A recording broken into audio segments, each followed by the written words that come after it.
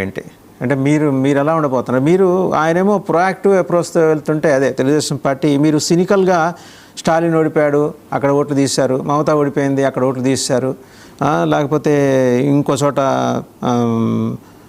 ఇంకా ఎక్కడ చూసా కుప్పంలో 22,000 అనుమానాస్పద ఓట్లు ఉన్నాయి. ఎందుకు why you are becoming so cynical when you have some 40% in our pocket sir?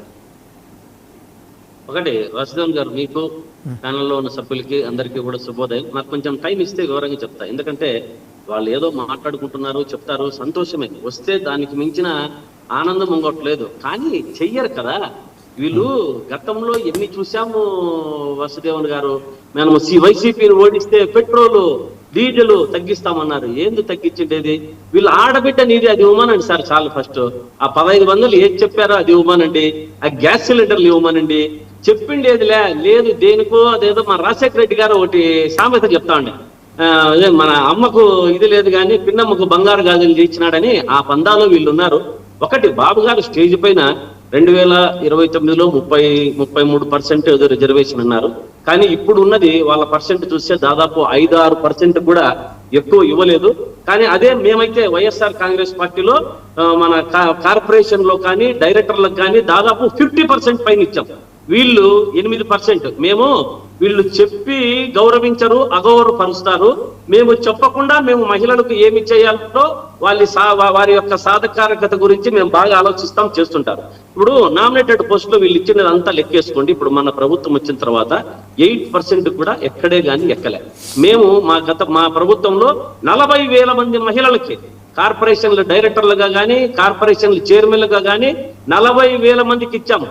కాబట్టి వీళ్ళు ఊపదంపుడు ఉపన్యాసాలు చెప్పడంలో ఏదో ఆకట్టుకోవాలా, ఏదో చెయ్యాలా అనే దాంట్లోనే ఉంటారు. కాకపోతే ఈ మహిళలకు కానీ, ఆడబడ్డ నిధి కానీ, నిరుద్యోగం కానీ, విద్యార్థులకు కానీ, రైతులకు కానీ వీళ్ళ యొక్క ప్రభుత్వంలో అందరికీ కూడా ఒక వెన్నుపోటు మాదిరే అన్నది గుర్తుపెట్టుకోవాలి. మనము చూద్దాం సూపర్ 6 లో వాళ్ళు ఏం చెప్పారో ఒక్కసారి 2 విషయాలు ఆలోచిద్దాం, ఎక్కువ వద్దు. తల్లికి వందనం బకాయిలన్నీ కూడా ఈ రోజుకి లేదు. ఆ 1500 ఏదో పెంచిస్తామన్నారు, అది లేదు. సిలిండర్లు 3 అన్నారు, ఆ సిలిండర్లు 3 ఇంతవరకు లేదు. చెప్పినవి చేయండి స్వామి, మీరు మళ్ళా కావాలంటే వేరే మీ ఊపదంపుడు ఉపన్యాసాలు, మీ అబద్ధాలు వచ్చే ఎన్నికల్లో వాడుకోవాలని చూడడానికి వీళ్ళంతా వినిపిస్తున్నారు. కాకపోతే మీ ప్లేనరీలో మీరు చేసుకుంటుంటారు కదా, ప్లేనరీలో మీరు చెప్పేవేంటి? వీళ్ళ అబద్ధాలు అయితే కదలా, మీరు అన్నదే వాళ్ళు మీ హరికథలా? ఇప్పుడు అట్లా కాదు, ముందర కోటరీని కూల్చేయండి సార్. జనానికి మీ నాయకుడికి మధ్య దాన్ని ఏమంటారు, ఆ గ్యాప్ ఉంది, దాన్ని బ్రిడ్జ్ చేయమని ముందర కోటరీని కూల్చేయండి, మిగిలిన తర్వాత మాట్లాడదురు మీరు.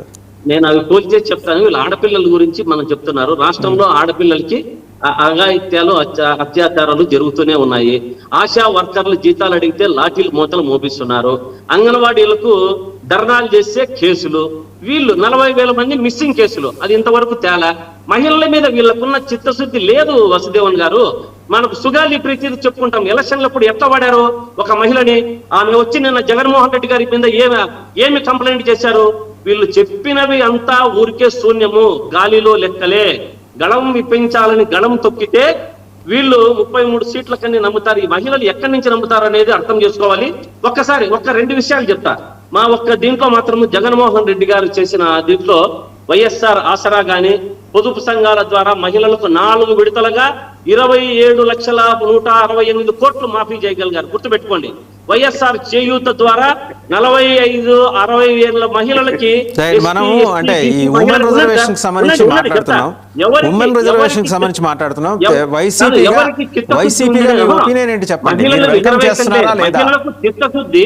మహిళల మీద చిత్తశుద్ధి ఎవరికి ఉంది అనేది ఒక్కసారి తెలియజేయాలి కదా. వీరు ఊరికే ఇవన్నీ చెప్పినవన్నీ పక్కన పెట్టేసి ఊరికే కూర్చొని ఊపదంపుడు విషయాలు ఏదో కొత్తది, ఆహా ఓహో అందరూ దాన్ని అబ్బా లోకేష్ గారు బ్రహ్మాండంగా ఇది చేశారు. ఏంది చేసిండేది? వీరు చెప్పినది చేస్తే కదా 0% కూడా ఉండదు. తెలుగుదేశం పార్టీకి చెప్పడమే తప్ప వారికి అభివృద్ధి పరచడంలో గాని వారి అమరు పరచడంలో గాని శూన్యము. ఇది జగన్మోహన్ రెడ్డి గారి వల్లనే టైం ఉంది కదా. వాస్తవం. It's too early to jump into conclusions. Srikanth గారు, మళ్ళీ మీ దగ్గరకు వస్తా. పురుషోత్తం రెడ్డి గారి దగ్గరికి వెళ్దాం. పురుషోత్తం రెడ్డి గారు, నేను టీడీపీ మహానాడులో మిగిలిన అంశాలన్నీ పక్కన పెట్టండి. రాజకీయంగా వాళ్ళు వేరే పార్టీల మీద విమర్శలు చేస్తారు, అభియోగాలు చేస్తారు. సో వాళ్ళ పటాటోపదర్శన వాళ్ళు చేసుకుంటారు, వాళ్ళ భుజాలు పక్క వాళ్ళ భుజాలు కూడా చరుస్తుంటారు. ఇవన్నీ పక్కన పెడితే నిన్న ఇది కొంచెం హైలైట్ అయిన పాయింట్, అక్రాస్ ద నేషన్ దీన్ని గమనించారు సార్. సార్ మాట్లాడేటప్పుడు హైలైట్ అయితే ఏం ఉపయోగం అండి? చేతల్లో ఉండాలి కదా, పురుషోత్తం రెడ్డి గారు ఉండాలి కదా. ఊరికే దాన్ని ఏదో ఈరోజు ఇచ్చినట్టు మాట్లాడితే శ్రీకాంత్ గారు, హ్యావ్ సమ్ పేషెన్స్. వస్తాను మళ్ళీ మీ దగ్గరికి. ఈ లోపల పురుషోత్తం రెడ్డి గారు మాట్లాడతారు. పురుషోత్తం రెడ్డి గారు, అందరికీ నమస్కారం. నిన్న లోకేష్ గారు ఏదైతే ప్రతిపాదించారో అది స్వాగతించాల్సిన విషయమే. ఎందుకంటే ఇప్పుడు మహిళా రిజర్వేషన్ బిల్లు పార్లమెంట్లో ఆమోదం లభించిన నేపథ్యంలో ఈ తీర్మానం, అంటే గతంలో ఎవరు తీర్మానం చేయలేదా అంటే చాలా పార్టీలు తీర్మానం చేశాయి, బీజేపీ చేశాయి, వామపక్షాలు చేశాయి, తీర్మానాలు చేశాయి. అయితే ఆచరణలో అమలు కాలేదు. ఇప్పుడు పార్లమెంటులో చట్టం కాని నేపథ్యంలో ఒక రాజకీయ పార్టీగా మేము చట్టంతో సంబంధం లేకుండా 33% ఇస్తాము అనడం వెల్కమ్. ఇట్ వాళ్ళు నిలబెట్టుకునేది కాలం నిర్ణయిస్తుంది. బట్ ఆ తీర్మానం ఖచ్చితంగా రాజకీయాల మీద ప్రభావం పడుతుంది కదా. ఇప్పుడు ఒక పార్టీగా వాళ్ళు తీర్మానం చేసినప్పుడు ఇంకో రాజకీయ పార్టీ కూడా ఇచ్చే ప్రయత్నం చేస్తుంది. కాబట్టి ఈ తీర్మానం ఆహ్వానించదగ్గ పరిణామం. అయితే రాజకీయ పార్టీలు ప్రతి రాజకీయ పార్టీ వాళ్ళ పరిధిలో ఒక మంచి నిర్ణయాలు తీసుకున్నాయి. మహిళలు, ఇప్పుడు రామారావు గారు ఉన్నప్పుడు మహిళలకు ఆస్తి హక్కులో తీసుకున్నటువంటి ఒక నిర్ణయం ఒక గొప్ప మార్పు దారితీసింది. మొన్న జగన్మోహన్ రెడ్డి గారు అధికారం ఉన్నప్పుడు ఎమ్మెల్యే ఎంపీలను పక్కన పెడితే ఆల్ కార్పొరేషన్